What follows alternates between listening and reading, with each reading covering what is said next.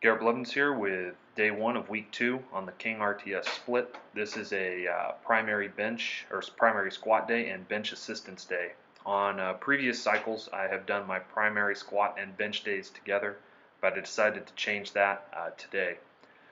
This was a rep day, and I was working in hypertrophy rep ranges. I have 3 sets of 8 on low bar squats, and this was a very difficult day. Definitely felt a different stimulus in my legs, and I think I may have done either maybe just the first set or maybe a couple of my sets without my knee sleeves up. Just trying to get used to not having them around. I really don't think they're necessary. A lot of people talk about the SBD knee sleeves as though they add a lot to your squat. For me, I think they're just tight, but I don't think that they add a ton of pounds. You're certainly not getting, I don't think, any more than maybe 5 or 10 pounds out of these. And so really I think the protection and the injury reduction that you get from them is well worth it, and I don't think you're under-training any part of your body when you use them, but that's just my personal opinion. What I will note is that working in these hypertrophy rep ranges is something I do not like doing. These sets, even though they look fast, were brutal. After these sets, I was pretty much just gassed. I would have to sit down. I sweat probably more in this workout than I ever have. It was a very interesting day. Also, the gym where I'm working out at is closed in.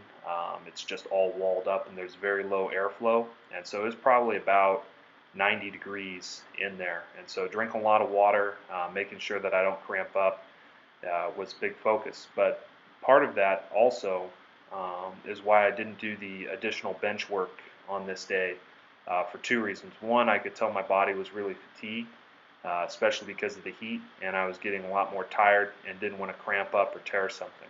The second issue was I was holding the bar lower on my back than I usually do, trying to work on getting a real low bar position where the bar is not sitting on top of my rear delts, but actually on top of my rear delts.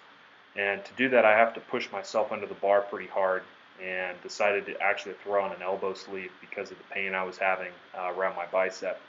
And so it was difficult, but still good workout overall. I think I ended up with about a little bit over 17,000 pounds of squatting volume. Not my highest day of squatting volume, but with the intensity that I was using, I felt that it was pretty good, and certainly had muscle soreness. I haven't had delayed onset muscle soreness for a while, and was able to get enough stimulus to have that this time, so hopefully my legs will start growing. I then did 1 inch off the chest bench presses for 5x5. Started with 275 and then worked up to 315.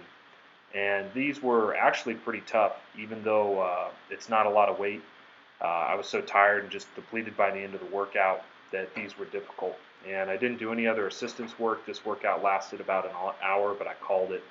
But felt that I got the training in that I needed. So I think I'm going to keep this going for the rest of the cycle, where I do the bench assistance on this day rather than doing the primary benching.